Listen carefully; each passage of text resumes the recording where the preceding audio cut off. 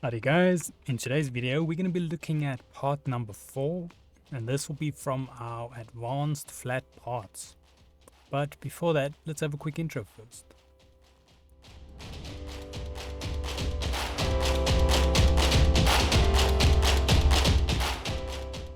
So today's video can be found on softwaretraining.co.za, and we make short and easy to watch problem solving videos, and we also have daily updates.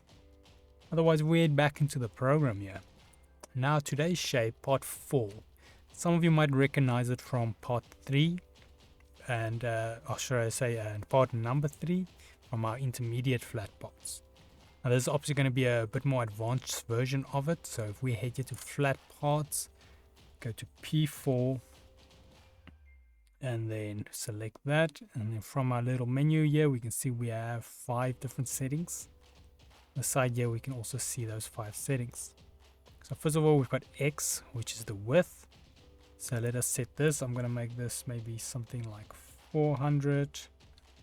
Then next up here, we've got the rounding 1 and rounding 2, which is on the side. So we go rounding 1, make this, let's go 200. Then rounding 1, I'm going to make 100 less, so 100. So this is the right side. And saying to keep in mind, the next setting, R3, is the circle on this side. So you'd imagine, because we just went from side to side, we'll go side to side again, but no, we go side to side and then right to left. So this one I want to try, let's make this just 10 smaller. So I'm going to go 90 and then do the same with the top one. So we'll go 190. Let's remove one of those zeros. Now if we had to preview this, you'll see we get almost like a pulley looking system going here.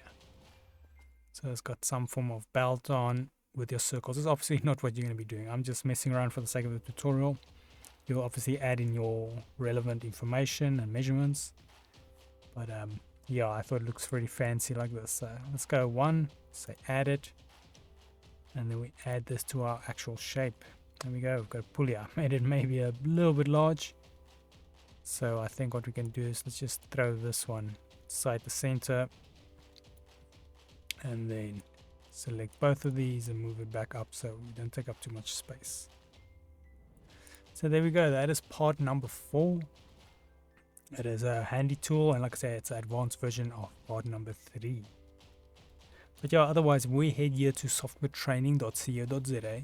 You guys will notice we've got a variety of different softwares we do cover, and you can also isolate your search here on the top right.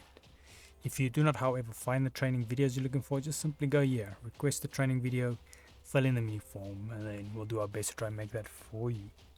But otherwise, thanks guys for watching, and cheers.